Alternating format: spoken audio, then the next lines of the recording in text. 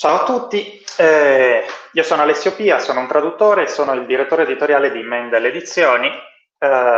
Oggi mi è stato chiesto di introdurre la presentazione di un libro che si intitola La fioritura dei neon. Per chi fosse curioso, questa è la versione in lingua originale, la versione argentina pubblicata da Odelia. La fioritura dei neon dell'autore J.P. Sui, autore argentino pubblicato in Italia da Editore XY, che nella quarta di copertina descrive il testo come una storia che racconta se stessa, basicamente, come un libro che si autoracconta. Però credetemi se vi dico che non è assolutamente sufficiente a descrivere i tanti livelli di metanarrazione a cui il testo ci pone davanti, insomma. Già nella copertina, per esempio, è interessante notare che l'articolazione di un gioco metanarrativo che parte proprio dalla descrizione di chi è l'autore. Secondo la copertina, La fioritura dei neon è un libro di Narciso Falloppio, che sarebbe stato ritrovato da J.P. Sui, appunto, che noi però sappiamo essere l'autore. Quando apriamo il libro ci troviamo di fronte a un'introduzione che è invece firmata appunto da questo secondo autore putativo, dal cui pugno però sappiamo essere già stati scritti almeno altri 4 romanzi, sicuramente un saggio, autore il quale ci descrive il momento in cui avrebbe ritrovato questo libro nel cestino, nel bidone della raccolta differenziata di fronte al Fondo Nazionale delle Arti, probabilmente un testo scartato durante un concorso letterario, poi buttato, abbandonato lì. Continuando nella lettura, si parrebbe che Falloppio in realtà non sarebbe poi che lo pseudonimo di tale William Gibson, che insomma i più attenti di noi riconosceranno come il genitore, il padre della letteratura cyberpunk, dalla cui fantasia è nato un capolavoro e una bellezza incredibile che è Neuromancer. Il libro è tra l'altro accompagnato da una postfazione, una postfazione assai negativa in un certo senso, dello stesso Falloppio, che risponderebbe a J.P. Sui, che avrebbe detto di aver trovato il libro, una marea di condizionali, criticandone la nota introduttiva e tra l'altro smentendo l'ipotesi che il libro sarebbe stato trovato, dicendo invece che era stato mandato per email dallo stesso Falloppio a J.P. Sui. Adesso, poiché appunto i diversi livelli metanarrativi potrebbero confondere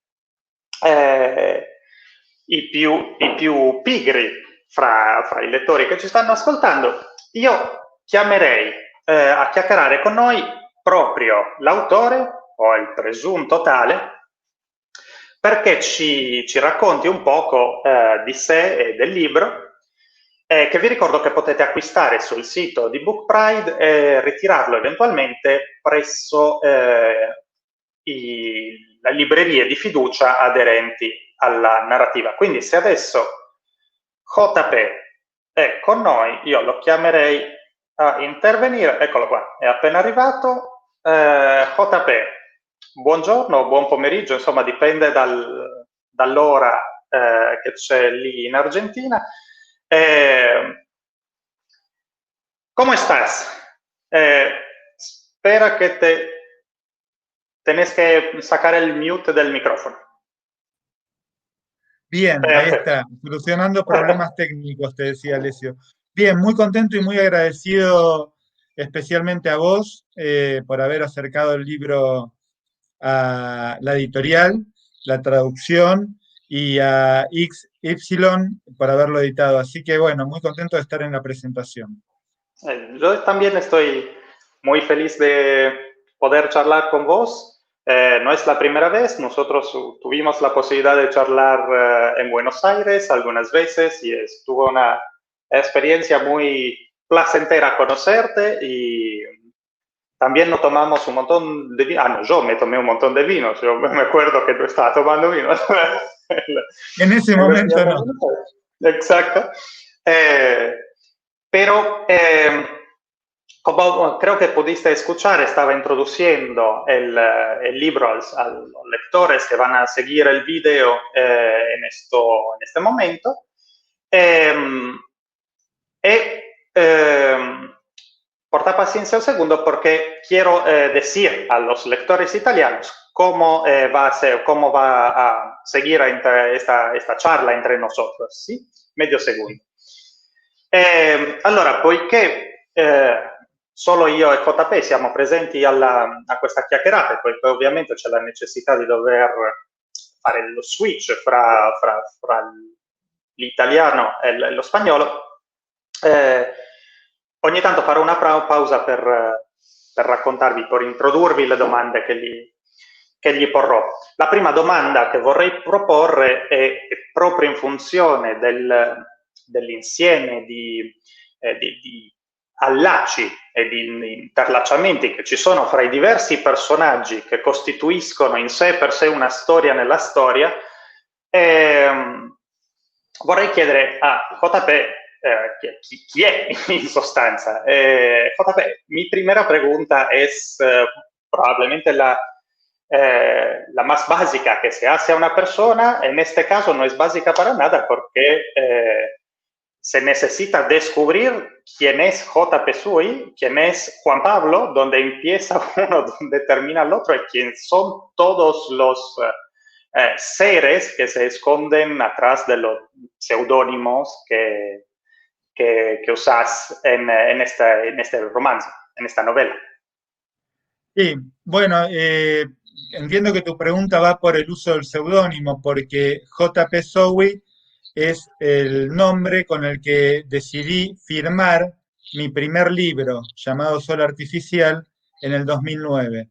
Mi nombre real, mi nombre civil, como digo yo, el nombre, digamos, que figura en mi documento nacional de identidad, es Juan Pablo Ringelheim. Pasa es que cuando yo decidí publicar a los 33, 34 años mi primer libro de narrativa, mi primer libro de ficción, mi primer libro en la vida, ya si alguien ingresaba a Google, por ejemplo, y ponía mi nombre real, mi nombre civil, encontraba mucha información mía como docente universitario. Cuáles eran mis lecturas, cuáles eran mis ideas sobre la tecnología. Yo doy clases sobre filosofía de la tecnología. Cuáles eran mis ideas sobre la relación, supongamos, entre la filosofía y las nuevas tecnologías. Yo quería en ese momento que mi primer libro estuviera completamente desenganchado, estuviera completamente separado de mi vida intelectual o como profesor universitario, y que se hiciera el camino solo. Un poco dejarlo, digamos, sin la compañía, digamos, de su origen biográfico, es decir, dejarlo huérfano sería, no huérfano, pero con un padre ausente, a ver cómo se las ingeniaba en la vida ese libro, ese primer libro. Entonces ahí fue que salió Sol Artificial y tuvo notas en los diarios de escritores que no sabían, escritores y periodistas que no sabían qué persona se escondía detrás del seudónimo J.P. Zowie. Así fue que siguieron distintos libros, mi segundo, mi tercer libro, publicados sin que nadie conociera ni pudiera googlear cuál era el autor real que estaba detrás de ese seudónimo, y se permitiera a ese escritor, ese crítico literario, ese periodista, ese lector, inventar, fantasear cuáles eran los gustos bibliográficos, las ideas políticas, las ideas sobre la tecnología, que invente lo que quisiera. Es decir, que tuviera simplemente el fruto y no conociera el árbol del cual provenía ese fruto. Esa fue la razón por la cual empecé utilizando un seudónimo. Luego, ya en el 2017, antes de que saliera este libro, Florecieron los neones en Argentina, ya habían pasado 10 años de anonimato sin que nadie conociera la fuente biográfica del autor, y yo decidí presentarme en un muy pequeño evento en una librería porteña llamada Moebius, de manera tal de empezar a vivir, a experimentar qué es esto de ser un escritor con un cuerpo que puede encontrarse con gente como escritor, que puede dar una entrevista como escritor, es decir, empezar una segunda etapa en mi actividad, digamos, literaria, en la cual el cuerpo pudiera gozar un poco. Porque me acuerdo que después de presentarme en la librería Moebius porteña, viajé a Francia para presentar una traducción de otro libro mío llamado Te quiero, y ahí fue un deleite de los cuerpos porque tomamos unos vinos riquísimos, comimos unos tomates cherry muy ricos durante la presentación, y ese cuerpo no hubiera podido disfrutar de esos tomates cherry y de esos vinos si se hubiera mantenido oculto detrás del seudónimo, ¿no? Así que esa es la razón por la cual entré en una vida literaria a través de un seudónimo y por la cual salí. Bueno, lástima que en este momento, por la situación conjuntural, no se pueda tomar un vino juntos y aprovechar sí, de lo que son los vantajes de ser un autor con un cuerpo, básicamente. Exacto, Eh, exacto. Ahora, yo voy a introducir rápidamente la que es la trama atrás del libro, la trama verdadera atrás del libro, y después seguimos con una otra pequeña ronda de preguntas, ¿sí? Sí. Voy a, ahora sigo yo hablando en italiano 2 minutitos y después seguimos juntos. Perfecto. Bene, dopo avervi introdotto, insomma, quella che è la trama della metastoria che compone il romanzo, quindi a seguito dell'introduzione e prima della nota conclusiva del libro, questa negativa postfazione che ci lascia lo stesso Narciso Falloppio, la trama però del libro vero e proprio si potrebbe riassumere sinteticamente grosso modo in questo modo. È la storia di Narciso Falloppio, appunto, che potremmo definire una sorta di poeta scapestrato e tendenzialmente edonista, dal passato tragico, figlio di madre desaparecida e padre assassinato durante la dittatura militare argentina. E in sostanza la sua storia è quella della sua compagna Nervina, che è un personaggio dalle tinte steampunk che lavora per una impresa farmaceutica. Nella sua vita di tutti i giorni, al di là di cercare di mantenere la sua relazione, chiamiamola così, sentimentale con Nervina, cosa che gli riesce altalenamente, la vita di Falloppio sembra gravitare attorno all'obiettivo di riparare un poema tecnologico o un'opera stampabile in 3D che aiuterebbe il fruitore a recuperare la fede, alimentare il gatto invisibile di un'amica, girare per bar locali accompagnato da improbabili personaggi.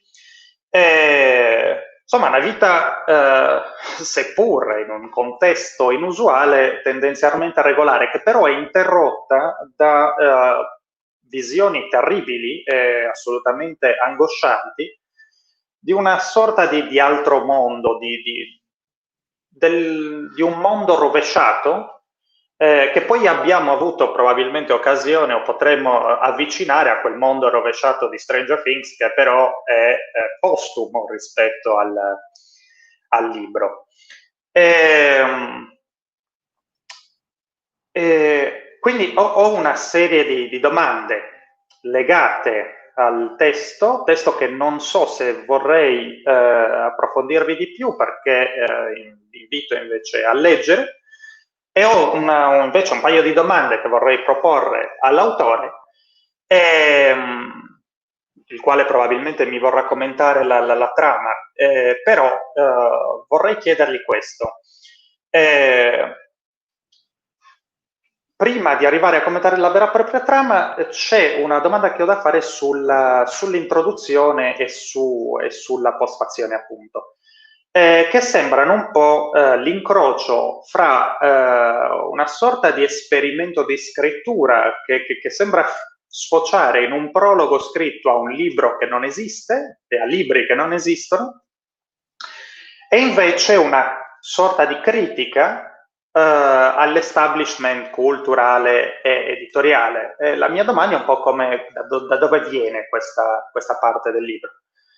Y ahora, JP, conté un poquito la que era la trama, pero antes de charlar juntos de la trama, me gustaría hacerte una pregunta sobre la introducción, pero también sobre la postfación, sobre la parte conclusiva del libro, porque me parece que se han junto un poco por un lado parece un experimento poético de construcción de una introducción a una obra que en realidad no existe. Es como un momento en que se espera de ver construidos historias y libros que nunca van a existir, nunca existirán. Por el otro, pero también me parece un poco una crítica al establishment cultural y editorial en general, en particular a la industria editorial, la que pasa por el reconocimiento a través de concursos y se olvida de un montón de libros por el camino. ¿Me contás, por favor, o si podéis, si queréis, si te das ganas, un poco cómo nació esta parte del libro? Sí, claro, Alessio. Digamos, en realidad yo primero escribí la novela de Narciso Falopio. La escribí como una novela que iba a firmar yo. Pero se me ocurrió tomar suficiente distancia, dejarla reposar en silencio un tiempo largo y tomar suficiente distancia de ella como para mirarla con otros ojos. Cuando la retomé, encontré interpretaciones de mi propia novela que no se me habían ocurrido durante el proceso de escritura de la novela mía, que terminó siendo de Narciso Falopio. Entonces ahí integré una introducción con lo que vos contabas, con una, digamos, interpretación de esa novela. Delirante, porque en realidad lo que quise exponer con esa introducción de J.P. Sowey al libro que terminó siendo de Narciso Falopio son dos cosas. Por un lado, una crítica al mainstream editorial que solamente valora las obras premiadas por algunos concursos más o menos famosos. El concurso del Fondo Nacional de las Artes en Argentina es prestigioso, no es mainstream, pero sin embargo quise poner a un organismo público como protagonista.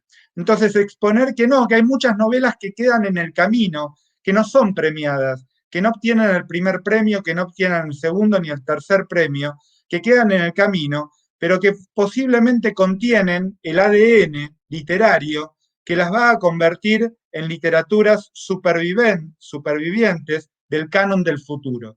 Así como se sabe que la adaptación de las especies biológicas sucede por errores genéticos que se convierten en la norma de un futuro, digamos, de una futura necesidad biológica para supervivir, pienso que muchas novelas, mucha literatura, muchos cuentos y poesías que hoy se presentan para jurados de concursos como falladas, desequilibradas, pretenciosas, mal estructuradas, en el futuro, si hay un cambio climático del medio ambiente literario, van a constituir esas fallas la norma de una exitosa adaptación. Entonces, esa fue por un lado mi apuesta. Y por otro lado, al crear una introducción que delire ensayísticamente sobre la novela que tiempo antes, mucho tiempo antes yo mismo había creado, y a exponer lo que yo siento que es el delirio general de la crítica literaria, del periodismo literario, y cuando digo el delirio general, lo digo también en un buen sentido, es decir, eh, para un escritor que se encuentra suficientemente desprendido, como me pasa, en términos afectivos de su propia obra, que digan una cosa o que digan absolutamente la contraria, resulta sumamente enriquecedor y divertido para observar que la objetividad y la verdad sobre la obra no la tiene la crítica literaria, no la tiene el periodismo, no la tienen los concursos literarios, como tampoco la tiene el autor. Tampoco la tiene el autor. No existe la verdad de la obra literaria. Se puede decir cualquier cosa. Baste la condición de ser creativo, de ser arriesgado, de hacer algo nuevo en cuanto a lo que se dice y no repetir fórmulas ya probadas, ADNs literarios ya reconocidos. Entonces, de ahí la necesidad y el gusto de hacer una especie de crítica delirante de una pieza literaria que yo había creado años atrás. Y después, en el epílogo, bueno, es el propio autor, Narciso Falopio, el que le dice al introductor, en este caso J.P. Sowey, que podría ser un jurado, que podría ser un prologuista, un crítico literario o un periodista, le dice, no, todo lo que dijiste no tiene nada que ver con la obra literaria que conforma el centro del libro. Entonces, ¿quién tiene la verdad? ¿Ese autor, Narciso Falopio, J.P. Sowey, la crítica periodística, la crítica literaria o un jurado del concurso literario? La respuesta en la novela es que nadie. Si uno puede gozar y disfrutar de la lectura, detenerse en una frase, que quede algo en la memoria durante un tiempo, que sea parte del libro, entonces el libro habrá sido exitoso.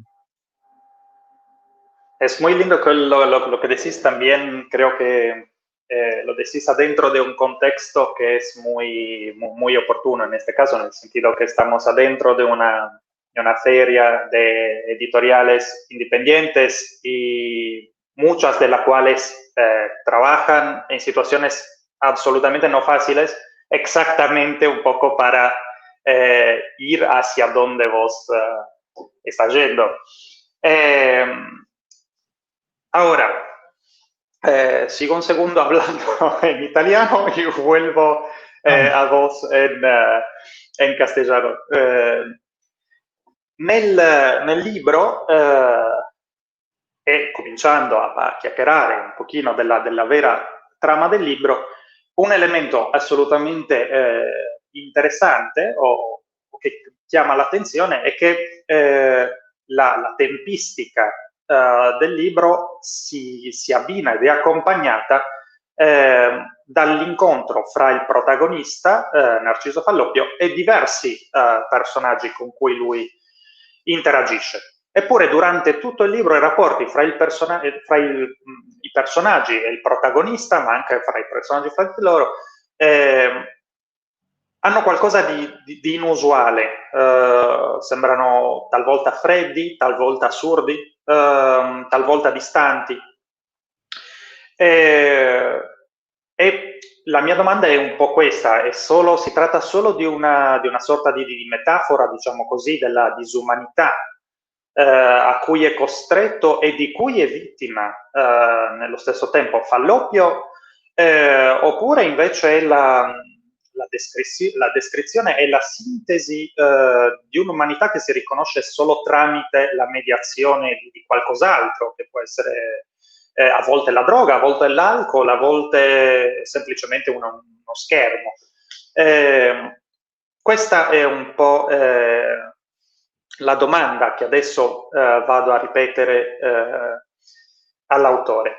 JP decía, en tu libro las relaciones entre los personajes son muy particulares, en el sentido que tanto las relaciones entre Falloppio y Nervina, cuanto las relaciones entre Falloppio y los otros personajes, Blasé y todo lo demás, son muy particulares. A veces parecen lejanas, aún compartiendo momentos muy íntimos, otra vez parecen absurdos simplemente, a empezar de las situaciones en que se encuentran, a la situación en que enfrentan el mundo alrededor de ellos, pero siempre medido por la relación que tienen entre ellos.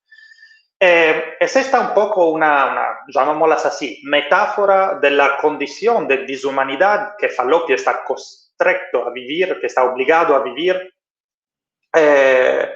por su historial personal, pero también por su frustración en no reconocerse o reconocerse siempre menos humano, o es una síntesis, si queremos llamarlas así, un resumen de la que es la condición de humanidad de todos nosotros, que se puede reconocer solo a través de la mediación de alguien más, o algo más, que sean los ojos de alguien más, que sea una pantalla, que sean drogas, que sea alcohol, lo que sea. ¿Qué me contás de este propósito? Sí, yo entiendo, creo que entender lo que estás planteando. La novela plantea una enorme densidad y dolor del protagonista por su historia familiar y por el momento que está viviendo, en el cual lo deja su novia Nervina y sin embargo sigue en relación, y a la vez ese dolor profundo que el personaje vive desde la primera página, por momentos es visto con la distancia de un microscopio o de un telescopio, da igual, digamos, de una intermediación óptica que hace que el lector se encuentre intermediado con respecto al dolor del personaje por un dispositivo literario. Yo creo que estoy apostando a que cada lector pueda vivir la historia de dos maneras posibles. Una, la más improbable, empatizando, empatizando y sintiendo en carne propia el dolor del protagonista, que es la más habitual, es la que, digamos, trabaja fuertemente o expresa fuertemente el realismo en la literatura, no es la que suelo hacer yo. Empatizando, decía, con ese dolor, es una de las posibilidades, la más improbable, y la otra es tomando distancia mediante el absurdo y la frialdad y sacudiendo en el lector esa sensación de que no puede empatizar con un personaje que sin embargo ha sufrido y sufre mucho. No puede porque el dispositivo literario se lo impide. No puede porque la manera en la cual está contada la historia, la forma en la cual está contada la historia, pone al lector en una relación muy distante con el dolor del personaje. De lo cual resulta, creo yo, si la novela es buena y si fue exitosa en esta estrategia, una especie de artefacto cuyo núcleo, cuyo corazón central, bueno, es precisamente un corazón, si se quiere, negro, dolorido, al cual no se lo aprovecha para lograr proximidad con el lector, sino ponerlo ante su vista y que le provoque cosas. A mí me gusta que mis libros generen sensaciones de agrado, de repulsión, de placer, de risa. Es decir, el objetivo es que mi literatura llegue, si se quiere, al cuerpo, a la emoción del lector, pero de una manera errante, de una manera extraviada, de una manera rara, no de la manera directa, especulando y manipulando las partes más fáciles de la emoción del lector, sino poniendo entre esa emoción del lector y la emoción del personaje absurdo, distancia, risa, rareza, asco, distintas cuestiones, ¿no? Eso es lo que busco, a veces lo logro, a veces no. Entiendo. Sobre esto, ahora te hago antes la pregunta en castellano, así es más fácil, después la voy a traducir rápidamente en italiano y después te dejo contestar. Hay este momento, hay muchos momentos en el libro en que la realidad diaria del protagonista está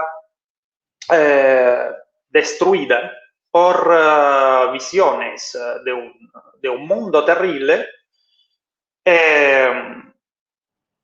è delirante en algún sentido.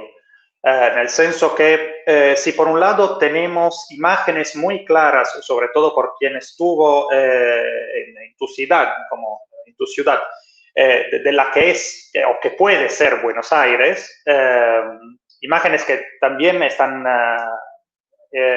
son muy lindas porque están acompañadas de esta ficción de continuos, no sé cómo se dice esto en castellano, cuando falta la luz, corte de luz. Corte de luz. Corte de luz.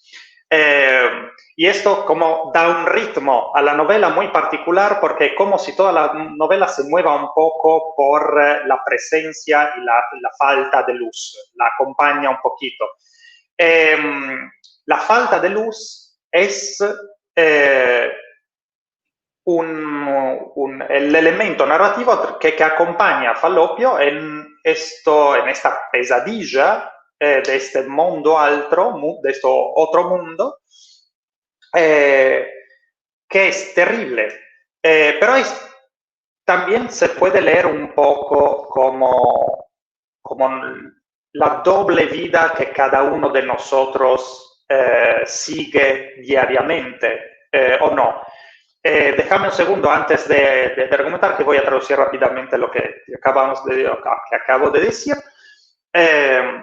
Allora, nel romanzo, come anticipavo prima, c'è una parte che è molto interessante tra l'altro perché è accompagnata da un fenomeno di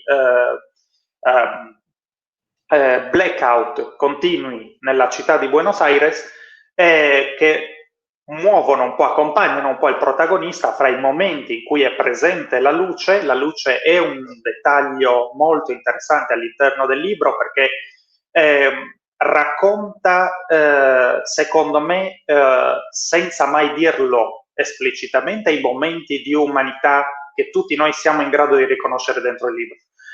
E quando invece va via la luce, spesso e volentieri quando va via la luce Fallopio è risucchiato dentro una sorta di incubo, di altra visione del mondo che è terribile. È terribile anche se è estremamente iconografica, quindi ha un suo... è raccontata molto bene, molto bella visivamente, sembra quasi poter vedere determinate e terribili immagini.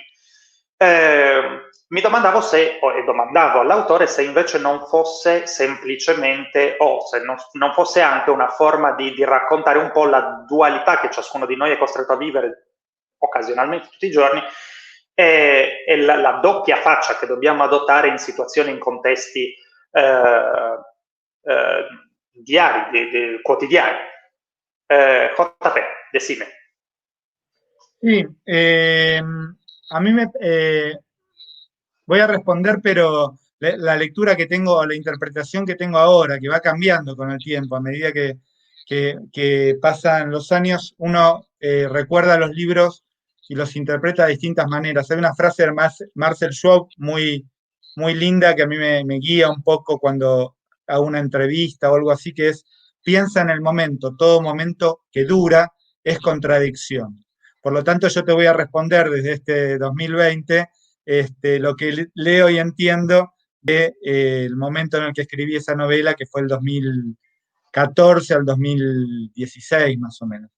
Yo, digamos, me inspiraba fuertemente lo que Michel Foucault, ese filósofo francés por todos conocido, dijo acerca de Nietzsche, Freud y Marx, que dijo: tanto Nietzsche como Freud y como Marx son pensadores de la sospecha, ya sea de la sospecha sobre la superficie y apariencia económica que plantea la economía clásica, según Marx, la sospecha sobre el discurso consciente del paciente que analiza Freud, o la sospecha, supongamos, sobre la moral moderna y judeocristiana sobre la que sospecha Nietzsche. Narciso Falopio, en la novela, cada vez que se corta la luz, no solo sospecha, sino que vive corporalmente y sensorialmente e intelectualmente, vive cada vez que se corta la luz la experiencia de una realidad terrible, tal vez como la del inconsciente, tal vez como la de la fábrica oculta por la burguesía liberal, según Marx, que es donde está el proletariado, oculta como la moral del guerrero en Nietzsche, vive esa experiencia, digamos, terrible, aterradora y como decías vos, por ahí poética, que lo aterra, digamos. Y esto está vinculado a los cortes de luz. Ahora, ¿por qué vive él esa dualidad? Una cotidianidad aparente y superficial en la cual todo aparece como normal y con los cortes de luz una realidad subterránea en la cual todo aparece como terrible y aterrador. En la novela está planteado como que vive eso porque no siente fe. La fe es entendida en la novela, aunque eso no esté teorizado ni dicho, yo la entiendo, la fe, como la experiencia de unidad. Y él vive la realidad dividida en dos. Él vive la realidad superficial y la realidad profunda y radical, que es la que se abre con el corte de luz, dividida en dos. ¿Por qué? Porque no tiene fe. Entonces todo el camino que recorre su vida en la novela tiene que ver con esa búsqueda de fe a través de un poema tecnológico que buscará encontrar mediante una impresión que va a realizar una impresora 3D.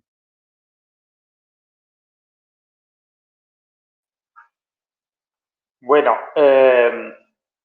me parece, llegamos a 37 minutos, tenemos 40 minutos por la charla, entonces no podemos seguir demasiado más. Tuvimos la suerte que vos estuviste capaz de contar y de contestar a las preguntas mucho más de cuanto yo estuve bueno en hacerlas. y, y creo que conseguimos en el poco espacio que tuvimos a nuestra disposición dar una idea muy clara de lo que es el libro y creo que entre todo estuvo una muy linda presentación. Hay un momento que siempre es muy difícil en la presentación en vivo, que es el momento de las preguntas, en que la gente no sabe nunca qué contestar.